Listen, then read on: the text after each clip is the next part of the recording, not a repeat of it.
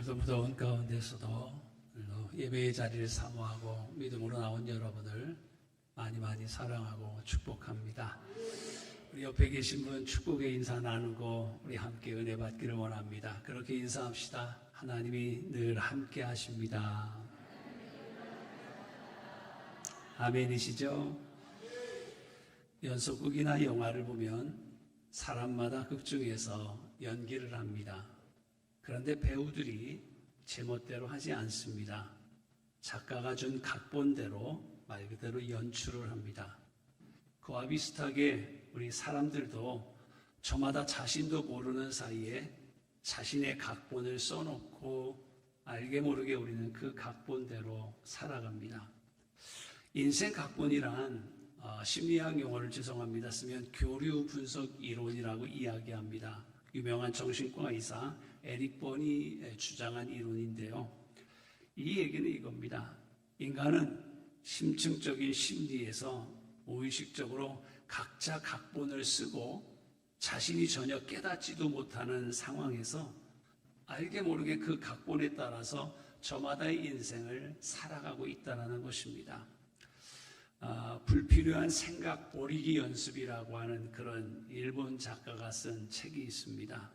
그런데 이 책의 주인공을 보면요, 공부를 해도 늘 1등을 하는 사람의 이야기예요. 공부도 잘했어요.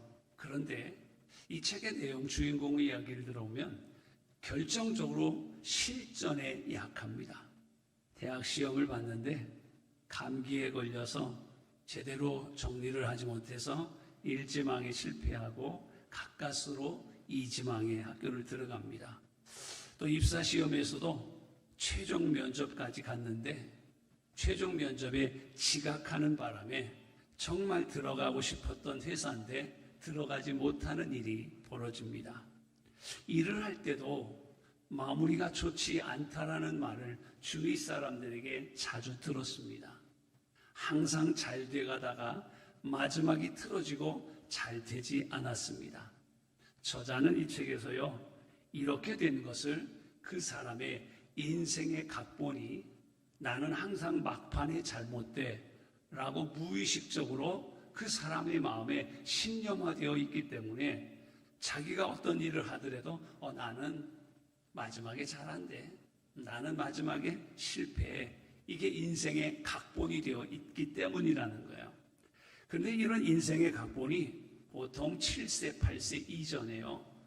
부모님들이 때로는 훈육할 때 너는 왜 이렇게 주의가 산만하니?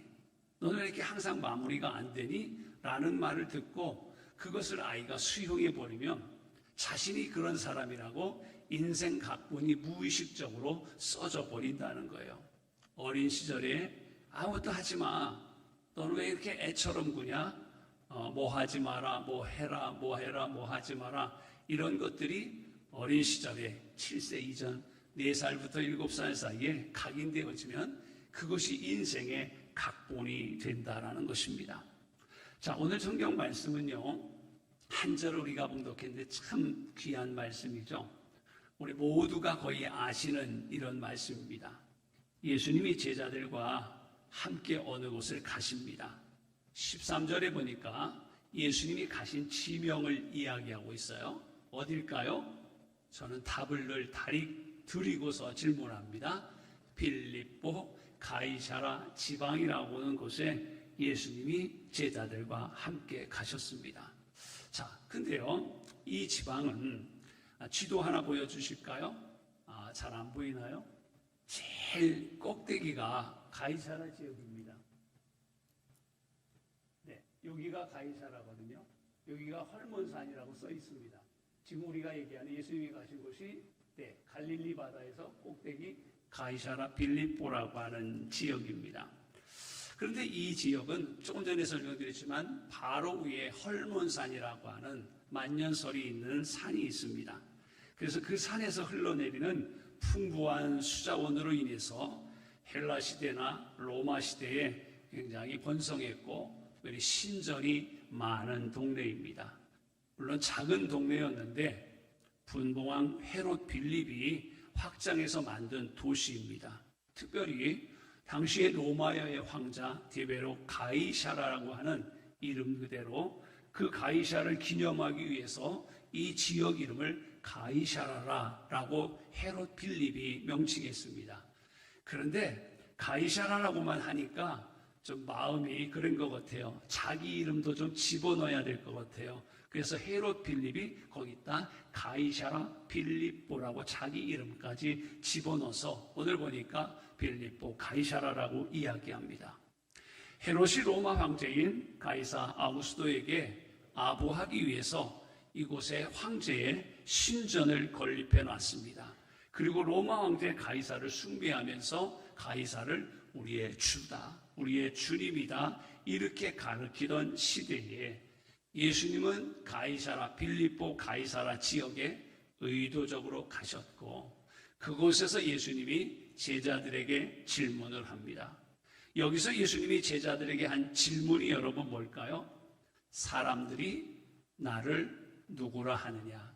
여기 인자라는 표현은 예수님이 스스로 자기를 부르실 때 쓰셨던 표현이에요. 사람들이 나를 누구라고 생각하느냐, 나를 어떻게 표현하지? 라고 제자들에게 질문한 거예요. 예수님 당시 예수님에 대한 사람들의 인생 각본이 분명히 있었을 거예요. 인생 각본에서 가장 중요한 것은 자기와 타인에 대한 인식인데 사람들은 그럼 예수님을 누구라고 생각했습니까? 14절 말씀 볼까요? 더러는 세례요한, 더러는 엘리야, 어떤 이는 예레미야, 어떤 이는 선지자 중에 한 분. 이렇게 사람들이 예수님에 대한 그렇죠? 각본이 자기가 생각하는 각본대로 네 부류로 얘기를 하고 있습니다. 자, 당시 세례 요한은 누굽니까? 헤롯 왕에 의해 죽임을 당한 사람입니다.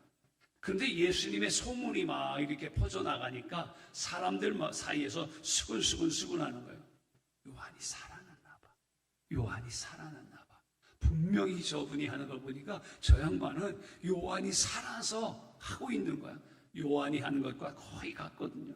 예수님이 가르치시고 예수님이 행하시는 모습을 보니까 세례 요한이가 참 흡사했어요. 그래서 사람들은 요한이 살아난 거야 이렇게 얘기했어요. 또 한 부류는 뭐라고 합니까?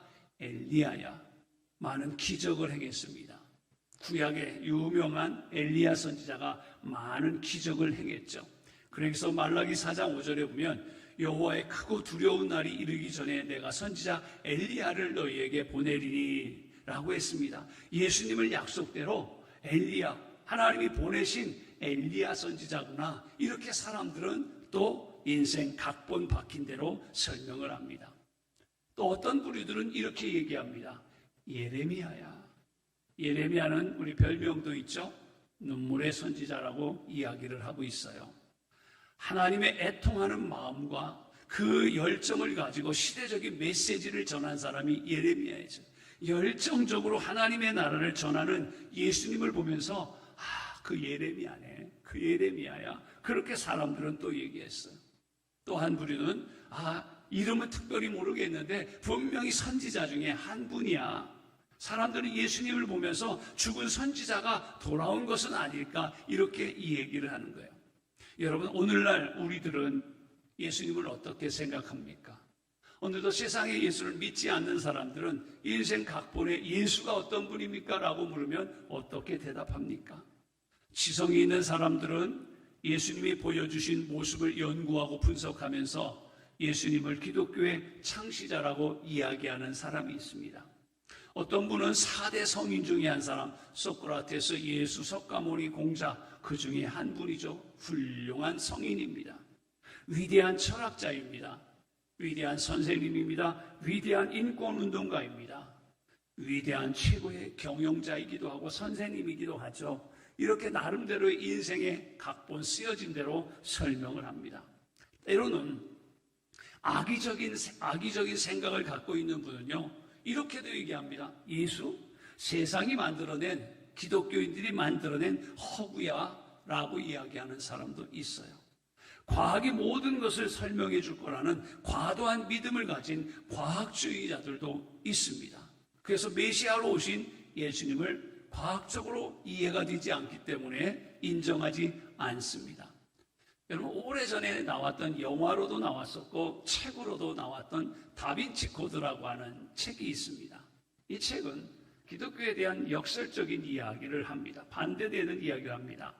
막달라 마리아는 예수님과 결혼해서 딸 사라를 낳습니다. 사라는 프랑스의 메로빙 왕조를 세웠다고 이 책에서는 이야기합니다. 예수님은 하나님의 아들이 아니라 결혼해서 아이 낳고 산 단순한 인간에 불과하고 후대의 사람들에 의해서 신적인 존재로 만들어졌다고 이야기하는 게 다빈치 코드예요. 다음 5번째 사진 하나 보여드릴까요? 책 제목이 이렇습니다. 예수는 없다. 거의 다빈치 코드와 내용이 흡사한 책입니다. 오강남이라고 하는, 이분이 강남에 사시는지는 모르겠어요. 이름이 오강남이라는 분이 쓴 책이더라고요. 이 책에서도 거의 다빈치 코드와 비슷한 주장을 하고 있어요. 예수님의 동정녀 탄생이나 예수님의 신성 등을 단지 역사적인 사실이 아니라 상징적인 것이고 실화적인 것이라고 예수는 없다라는 책에서 이야기를 하고 있습니다. 그러면 여러분, 당시 유대인들은 예수님을 어떻게 생각했을까요? 예수님 시대에 당시에 많은 사람들도 내부리로 얘기했지만 마태복음 12장 24절에 보면 이렇게 얘기합니다. 귀신의 왕 바알세불을 힘입지 않고는 귀신을 쫓아내지 못하거늘. 귀신의 왕이라고 당시의 사람들은 예수를 얘기했어요. 당시의 허구 인물, 귀신 취급을 하고 있다라는 거예요. 자, 마태복음 11장 19절 봅시다. 인자는 와서 먹고 마시며 말하기를 보라.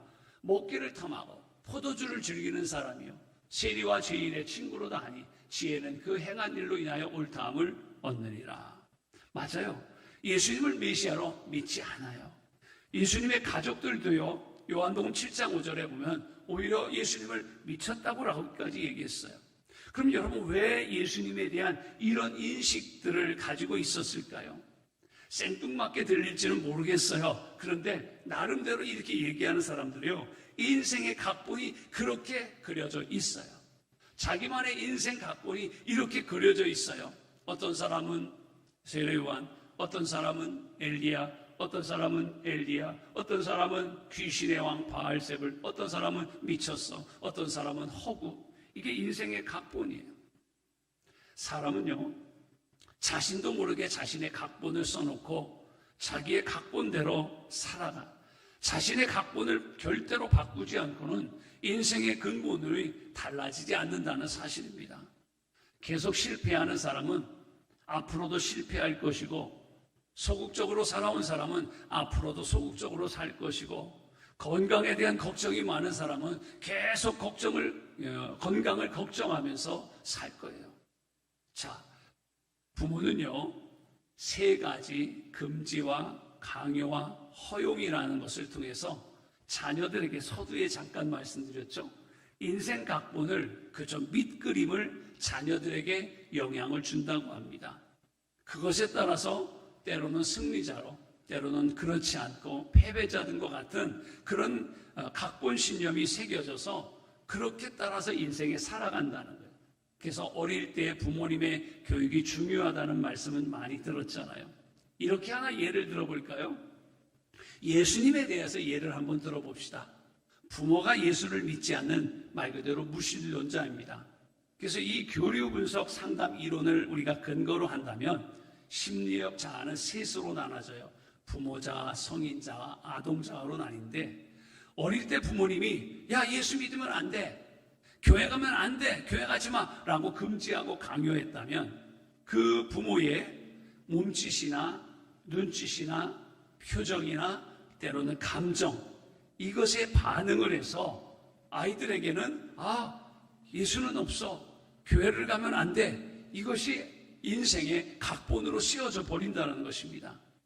인생 각본에는 인식이 중요한데, 자신에 대한 인식, 타인에 대한 인식, 세상에 대한 인식이 이렇게 어릴 적에 부모님의 영향에 따라서 정서적으로, 지적으로, 관계적으로 고정관념이 돼버리면 그 인생 각본이 자신이 끌고 가는 것이 아니라 그 인생 각본에 의해 우리는 알게 모르게 끌려간다는 거예요. 그래서 성인이 돼서도 예수님을 구세주로 믿고 인생 각본을 떠내려 가야 되는데 그게 쉽지 않다는 거예요.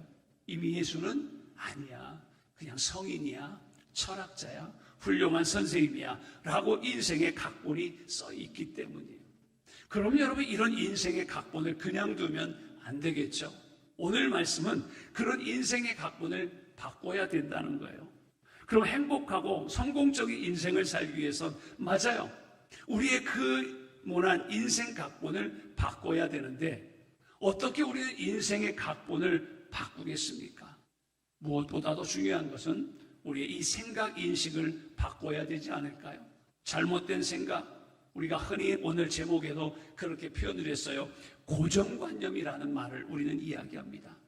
생각을 바꾸어야 감정도 바뀌고, 생각과 감정이 바뀌면 행동도 바꾸어지고, 생각과 감정과 행동이 바꿔지면 그 사람의 습관도 인생도 바꿔지지 않을까요? 그러면 여러분, 한번 우리 생각해 봅시다. 우리는 무엇을 바꿔야 될까요? 첫 번째, 우리는 이 고백입니다. 오늘 마태복음 16장 16절을 고백하는 이야기일 수도 있어요.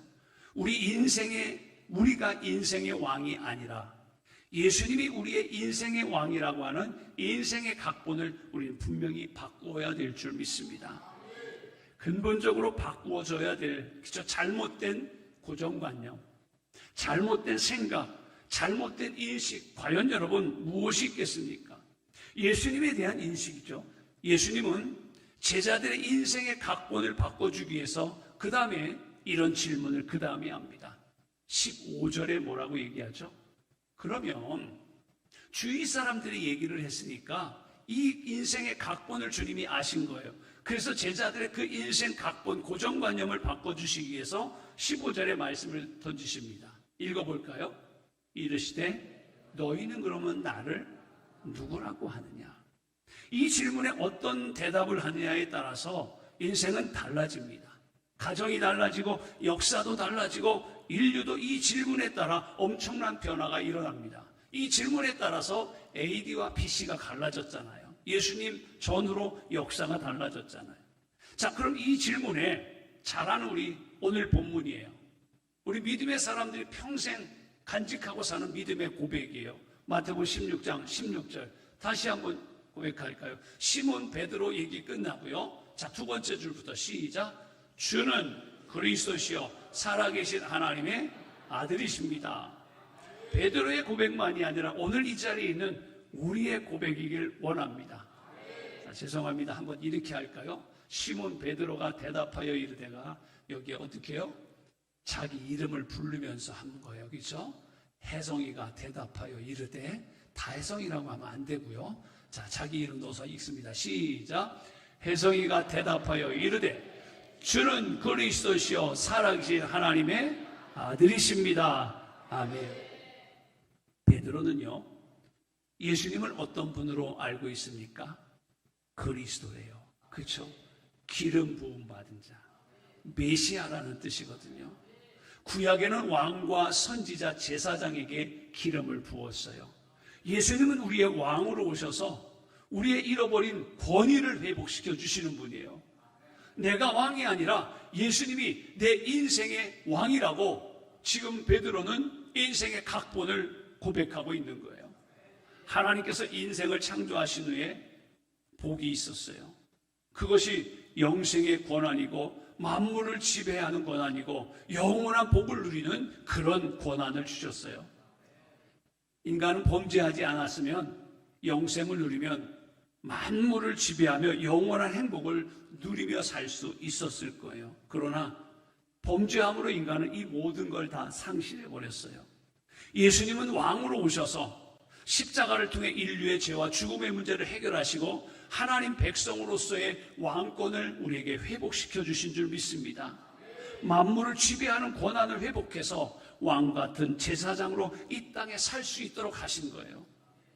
천지를 창조할 때 하나님은요, 물질, 식물, 동물, 그 다음에 사람, 이 순으로 창조하셨어요. 그리고 창세기 1장 28절입니다. 같이 읽겠습니다. 어떻게 했어요? 하나님이 그들에게 복을 주시며 하나님이 그들에게 이르시되 생육하고 번성하고 땅에 충만하라. 땅을 정복하고 바다의 물고기와 하늘의 새와 땅에 움직이는 모든 생물을 다스리라. 그쵸? 만물의 지배권을 인간에게 주셨어요. 그런데 인간은 이 권한이 어떻게 됩니까? 죄로 말미암아서 이 권한을 잃어버려요. 나무를 섬깁니다. 돌을 섬깁니다. 동물을 섬깁니다. 그렇죠? 근데 여기 어떻게 했어요? 바다의 물고기와 하늘의 새와 땅에 움직이는 모든 동물을 어떻게 하래요? 다스리라고 그랬어요. 그렇죠? 하나님 우리에게 지배권을 줬어요. 근데 우리가 살아가는 이 시대에 죄로 말미암아 이거를 상실해 버리니까 다른 일이 벌어져요. 나무에다 막 띠를 떼어놓고요. 나무에다 비나이다 나무를 섬깁니다. 이상한 돌멩이가 있으면 그 돌멩이를 갖다 놓고 섬깁니다. 어떤 동물을 섬깁니다. 문명이 발달해 되니까 이제 무엇을 섬깁니까? 자신을 섬깁니다. 물질을 섬깁니다. 그렇죠? 그러나 이제는 그리스도를 통하여 그것이 회복되었어요. 바다를 지배합니다. 바람을 꾸짖습니다. 귀신을 내쫓습니다. 죽은 자를 살려내십니다. 죄인을 용서해 주셨어요. 우리가 잘 외우는 말씀이죠. 요한복음 1장 12절 같이 한번 봉독합시다. 영접하는 자, 곧 그의 이름을 믿는 자들에게 하나님의 자녀가 되는 권세를 다시 회복시켜 주셨어요. 우리는 예수님을 통해 이런 존재가 됐습니다. 이것이 우리가 가져야 될 인생의 각본 아닐까요? 이게 원래 우리가 가져야 될 인생의 각본이에요. 그러면 우리는 이제는 죄인이 아니라 예수님으로 말미암아 용서받은 의인이 되었다는 인생의 각본을 가지고 우리는 두 번째로 살아가야 될 줄 믿습니다. 예수님은 우리의 대제사장으로 오셔서 우리의 죄를 용서해 주시고 진정한 자유를 주셨어요. 인간은 범죄함으로 바로 이 영생의 축복을 잃어버렸습니다. 그런데 예수님이 단번에 십자가에 못 박혀 죽으심으로 우리의 모든 불의와 죄악에서 용서하신 줄 믿습니다. 그런 영생의 복을 주시고 죄로부터 우리를 자유롭게 하셨어요. 하나님은 성경을 통해서 분명하게 이 약속을 말씀하고 있습니다. 히브리서 9장 12절입니다. 염소와 송아지의 피로 하지 아니하고 오직 예수의 피로 영원한 속죄를 이루사 단번에 성소에 들어가셨느니라. 우리의 모든 죄가 용서받은 줄 믿습니다. 이제 우리는 사망과 죄의 노예로부터 해방된 자유인이에요. 죄의 노예로 살면 안 되고요. 자유인으로 살아가야 돼요. 예수님이 제사장의 직분을 가지고 오신 메시아로 믿으면 우리 인생의 각본이 완전히 바뀌어지는 줄 믿습니다. 그런 인생의 각본이 바뀌어진 고인 한 분을 소개하려고 해요. 지난번에 우리 올 1월 달에 교육부 사경회 할 때 오셔서 간증 집회 하셨던 장로님 기억나세요? 이분이 제복을 입으셨을 때 모습이고 지난번에는 정장을 하고 오셨죠. 박효진 장로님 사진입니다. 서울 구치소에서 평생 근무를 하셨습니다. 사형 집행관이기도 하셨습니다. 이분이 와서 그때 간증을 했는데 이제 서재에서 이야기하면서 더 많은 이야기를 저는 들을 수 있었어요. 근데 이분 말씀을 들으면요, 아무리 잔인무도한 살인범도 예수 믿고 거듭나면 변화가 되더라는 이야기를 간증하시고 다니는 거예요. 그렇죠? 지금은 물론 우리가 사형 언도를 내리지만 사형은 실행하지 않는 나라예요. 그렇죠? 예전에는 사형을 실행했었죠. 근데 이 장로님이 그날 간증에도 보니까 유두영이라고 하는 그런 형제를 간증을 하시더라고요. 이 유두영이라는 분은 사형수예요. 사람을 죽였어요. 그래서 아주 잔인하게 사람을 죽인 살인마예요. 그래서 사형 언도가 내려졌습니다. 근데 그분을 이 장로님이 전도를 했어요. 그리고 사형 집행 날짜가 다가왔습니다. 보통요, 아무리 잔인무도한 극악한 사형수라도 죽음의 날짜가 가까이 오면 난 죽지 않아, 난 안 간다고 발버둥 치기도 한답니다. 엄마를 부르기도 하고 울기도 하고 심지어 죄송합니다, 옷에 막 변을 보는 사람도 있다고 별별 사람이 다 있대요. 죽음 앞에 약해지는 거죠. 근데 이 유두영이라고 하는 이분이 장로님을 통해서 복음을 받아들이고 거듭난 후에는요, 만나는 죄수들마다 그렇게 고백하고 다니네요. 나 죽을 준비 되어 있어. 나 죽을 준비 되어 있어. 너도 죽을 준비해야 돼. 늘 할렐루야 할렐루야만 입을 달고 살고 있더래요. 그런데 장로님이 속으로 그렇게 생각했대요. 저 두영이가 겁나서 저러는가 보다. 근데 하루는 이렇게 장로님이 유두영 씨 앞을 지나가게 되면서 장로님이 진심 어린 마음으로 그랬대요. 두영아, 이제 준비하고 잘 가. 그쵸? 먼저 가. 라고 이야기했어요. 그랬더니 유두영 씨가 그러더래요. 장로님, 그래요? 제가 먼저 갈게요. 제가 먼저 가서 기다릴 테니까 장로님 나중에 뵙시다. 라고 이렇게 유두영 씨가 이야기를 하더래요. 그리고 사형 집행 당일에 이제 사형을 집행하게 되면 그 소장님이 이제 쭉 여러 가지 죄과 같은 거를 물어보나 봐요. 소장님이 이렇게 이제 사형틀 앞에서 이야기한대. 교수대 앞에서 오늘 법무부 장관의 명령에 따라 유두영 씨의 사형을 집행하려고 합니다. 그럼 대부분이 다 소스나치게 떠는데요. 그러면서 생년월일, 이름, 그리고 인정하는 신문을 쭉 한 다음에 이제 사형을 집행하는데, 그동안 유두영 씨가 쭉 지은 죄목, 사형의 죄목을 쭉 이야기하니까 유두영 씨가 잠깐, 소장님 잠깐만요 그러더니 이런 말을 하더래요. 제가 그 죄는요 나쁜 죄예요. 근데 그건 제가 하나님을 모를 때 지은 죄예요. 제가 하나님을 조금만 일찍 알았더라면 절대로 저 그런 죄 짓지 않았을 거예요. 오늘 이와 같이 사형장에서 제가 사라지지도 않았을 텐데요. 저는 늦게나마 장로님을 통해서 하나님을 만났어요. 하나님이 제 죄를 용서해 주셨어요. 하나님이 그거 기억도 하지 아니하신다고 그랬어요. 이제 예수 믿고 8년 긴 세월을 살다가 이제 하나님께로 가게 됐어요. 하나님이 다 용서해 주시고 기억도 하지 않았는데요. 그 죄 다시 듣고 싶지 않아요. 용서받고 깨끗한 몸으로 영원 그대로 하나님 나라에 갈 수 있도록 소장님 그 부끄러운 거 소개해 주지 마세요. 이렇게 얘기를 했대요. 그리고 임종 예배를 드리고 이제 유두영 씨가 이제 사형틀에 올라갑니다. 그때 이 소장님이 한 가지 마지막 또 질문한대요. 당신은 안구 기증을 했는데 지금도 변함없습니까? 그랬더니 이 유두영 씨가 그러대요. 아, 소장님 잠깐만요. 제가 깜빡 잊었는데요. 안구만이 아니라 제 몸 전체를 기증하겠습니다. 라고 밝히고 돌아가셨대요.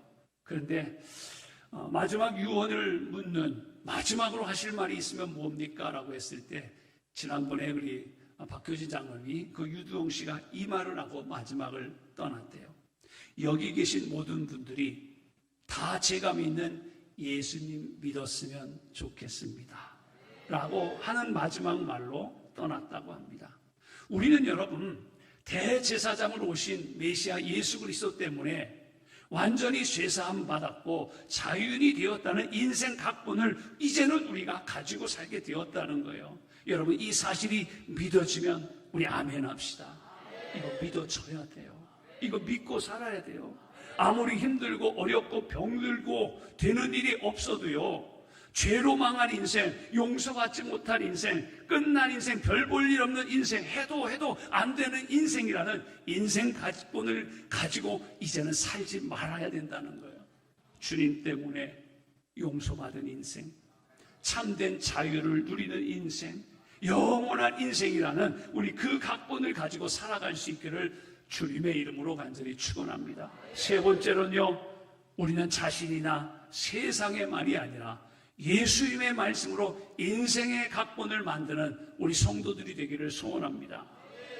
베드로의 고백은요, 하나님의 아들로 이 땅에 오신 예수님은요, 기름 부음 받은 선지자라고 고백합니다.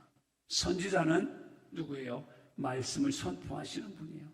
선지자들이 이스라엘 백성에게 회개의 메시지를 전한 이유가 여러분 무엇입니까? 괴롭히려고요? 그들에게 부담을 주기 위해서요? 아니에요. 복을 주시기 위해서요. 행복하게 하기 위해서요. 이 땅의 복을 누리게 하기 위해서요. 근거를 대볼까요? 신명기 10장 13절이에요. 내가 오늘 내 복을 위하여 내게 명하는 여호와의 명령과 규례를 지킬 것이다. 하나님이 우리에게 말씀을 주신 이유는요, 얼거매기 위해서 주신 게 아니라 뭐예요? 복을 주시고 내가 행복하기 위해서 오늘도 살아계신 하나님은 우리에게 이 말씀을 주신 줄 믿습니다. 대부분의 사람들은요, 서두에 그랬죠. 부모의 금지나 강요, 허용의 메시지를 따라서 인생의 각본이 쓰여진다고 그랬어요. 우리는 선지자로 오신 예수 그리스도의 말씀에 따라 우리의 인생의 각본이 쓰여지기를 소원합니다. 예수 안에 참된 복이 있습니다. 참된 행복이 예수 안에 있다고 분명히 말씀하셨잖아요. 자, 우리 잘 읽는 말씀 복음서로 한번 올까요? 마태복음 11장입니다. 28절, 29절, 30절 길지만 같이 읽을게요. 시작. 수고하고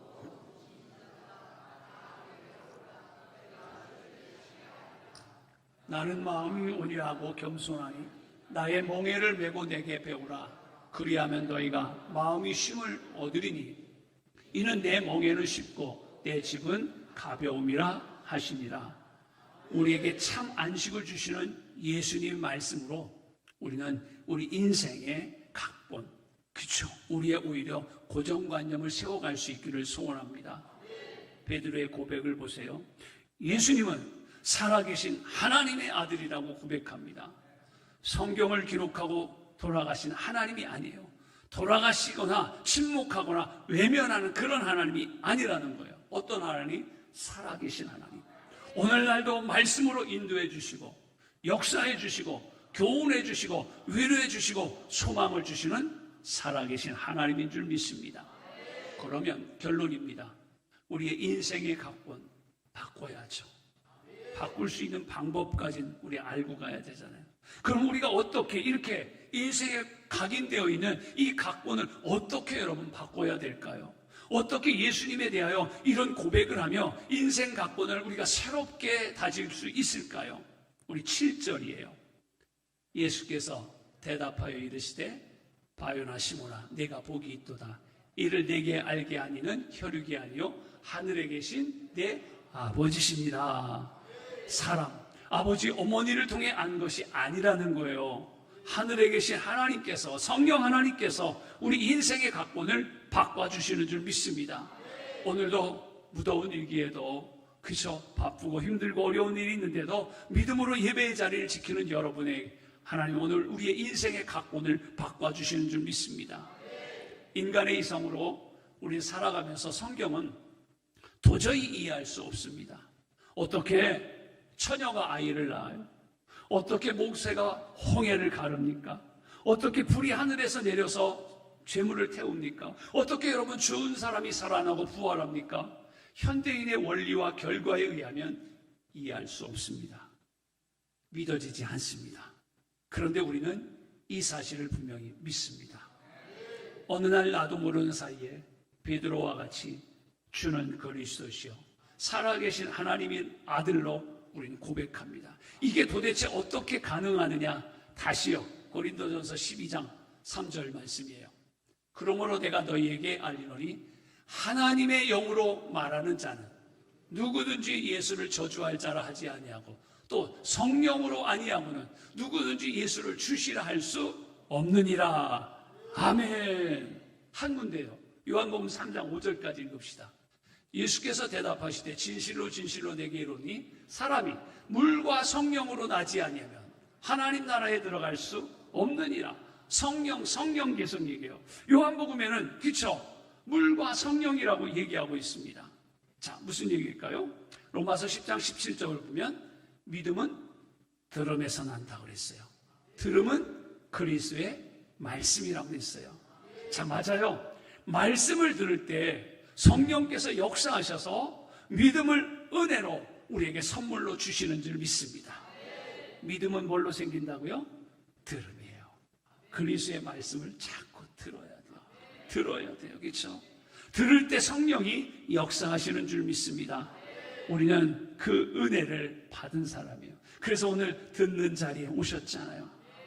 우리가 할 수 있는 것은요, 부모의 말에 의해 세상 사람들의 말에 의해 만들어진 인생의 각본을 바꾸려면 답을 드렸어요.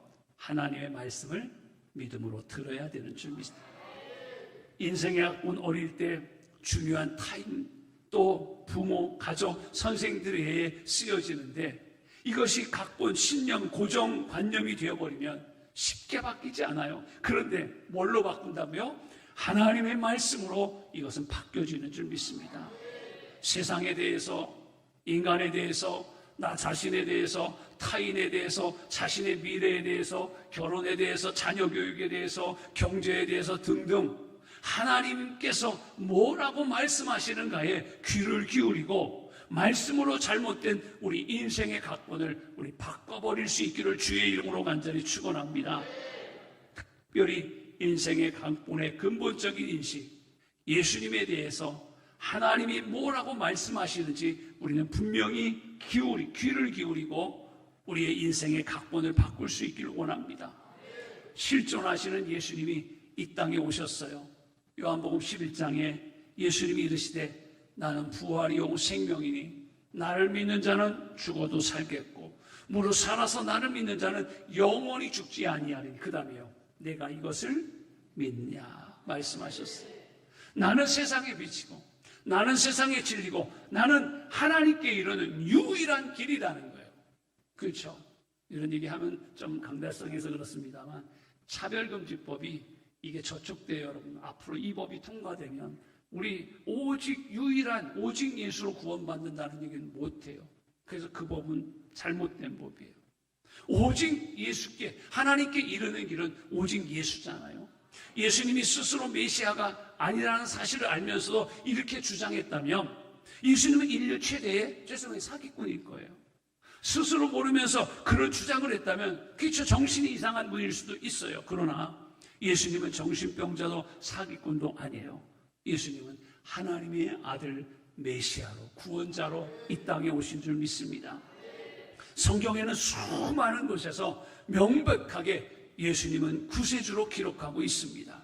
그런데 믿지 않는 이유는 성경 기록자의 진실성을 믿지 않기 때문 아닐까요?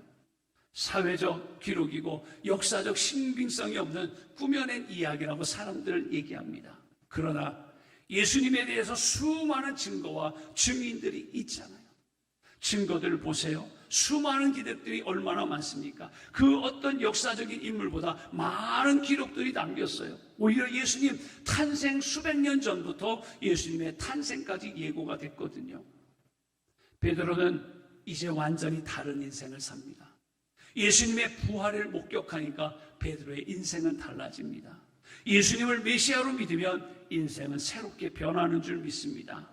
의심한 도마는 부활하신 예수님을 보면서 요한복음 20장 28절에 뭐라고 얘기했습니까?